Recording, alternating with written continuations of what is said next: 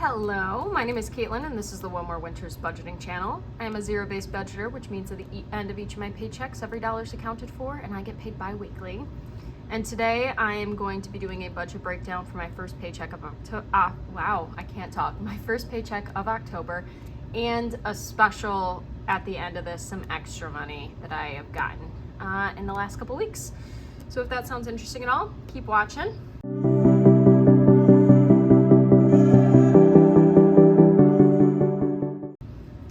Alright, so I have officially started my full-time job, which means taxes are now pulled out and so is retirement, though I might be putting more aside. So this paycheck was for $2,225. Now, it is a bit lower, but I do get benefits, which I know I'm older now because the idea of having healthcare covered by work is awesome. So thank God for that. And it's not too expensive. So bills, each paycheck I have to pull out $1,100 to put aside for bills. So let's go ahead and do 2225 minus 1,100. That's $1,125 remaining. 1,125. Moving on to debt. The plan is this paycheck, I'm gonna go ahead and put $150 to my credit card. And I do have a base debt that needs to come out every paycheck for student loans. And that's $300. So that's $600 a month that goes towards paying down student loans. So let's do 150 plus 300. It's $450 going towards debt from this paycheck, which means remaining 1,125 minus 450. Nope. 1,125 minus 450. That means we have $675 remaining, which that's not adding up correctly. Hold on. 2,225 minus 1,100. Yes, it is. Yes, it is. It's looking different than I had my other document organized differently. Never mind. We're good. Worried me for a second there. So we have $675 remaining. How has everyone been? I missed last week because I had these weird checks come in and I didn't have time to sit down and budget everything out. So we're getting caught up today, stuffing later this week. So we're getting everything together. So for cash envelopes, grocery's gonna get 80 this paycheck. The cats are gonna get their normal 50.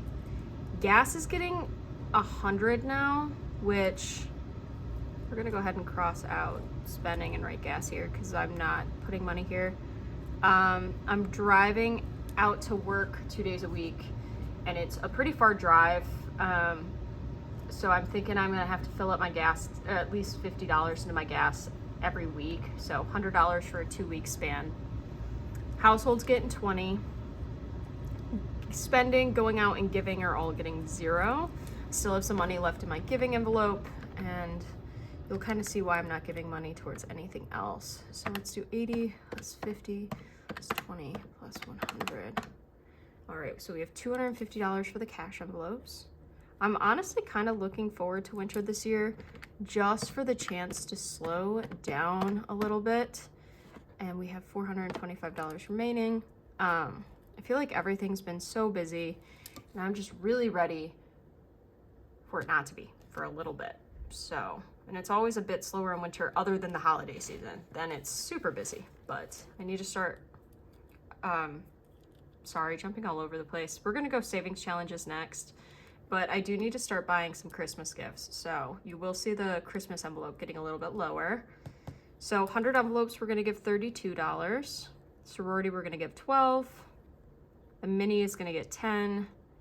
The normal 20 towards the $200 savings challenge. And the mystery, we scratched off $27 last time. But yeah, how has everyone been doing? Have you guys been super busy as well? Is there lots of bills coming up? Like what's the day-to-day looking like for you? I hope all of you guys are doing good. It's been nice and rainy here in Michigan. $101 is going towards savings challenges. Remaining is going to be 0 here, and that means we have to have 101 remaining after low priority is done being budgeted out. But yeah, I hope all of you guys are doing good. So high priority, we're going to give emergency 100 like normal. Month ahead's going to get 20. Christmas is going to get 50. Birthdays is going to get 50. The van or new car fund is going to get 20. I am going to need to start stuffing this more soon. Car maintenance is going to get 20. Vacation is going to get 10, and so is savings. So let's go ahead and add this up. Not 1,000. I'm out of practice. I missed 1 week, and I swear everything falls apart.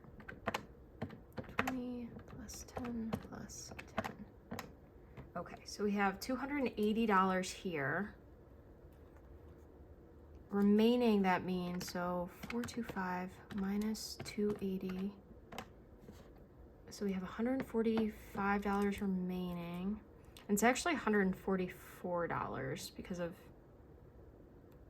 some change that got messed up in this conversion. So we're gonna put 144. We need to have $101 remaining, so we can spend 44. We can spend $43 here. I forgot to subtract the 1. Okay. Now we have 1, 2, 3, 4, 5, 6, 7, 8. 8 here. So I'm thinking what I'm gonna do is I'm gonna give each of them 5 except for medical. So with that health insurance, I have a low deductible, which is nice, but everything does have like a copay to it. So we're gonna put 8 in here. It's gonna end up moving up to high priority, and I have to budget out. Since my deductible is so low and the payments are gonna be coming directly out of my paycheck, we're like good there. I just have to make sure that I have enough money put aside just in case something happens. I was gonna set up one of those like flex spending cards, but the only one that it offered me was the one of like you add money, but it goes away at the end of the year. It doesn't build up. So I'd rather just wait to get an option to do one that like rolls over every year, or just put money aside myself. I think that that's better. I don't want a chance putting more in there than I need, and having that money distributed elsewhere. So that's the breakdown for my paycheck. Now let's get into the interesting thing. So in the last couple of weeks, I got 2 extra things. My consulting job, I worked an extra, I had a week in between when I got that last paycheck and this first paycheck of this job. Now, that week I didn't account for anywhere because I'm still gonna get 2 paychecks from this job for my like full-time position with benefits. So I'm still gonna get another paycheck. So this consulting was like an extra paycheck. And then I also got a deposit back on my apartment, my last apartment. So it was $1,500. Me and my sister split it. So for the consulting, I always tilt my paper sideways to write on it. So trying to write on it this way does not work. And actually, let's just make it bigger. Consulting, and then we'll just write apartment. Okay, so consulting, I got $1,680 from this, and then I got $757 from the apartment. So I still had to do like I did do the taxes 25% from this, and retirement 10%.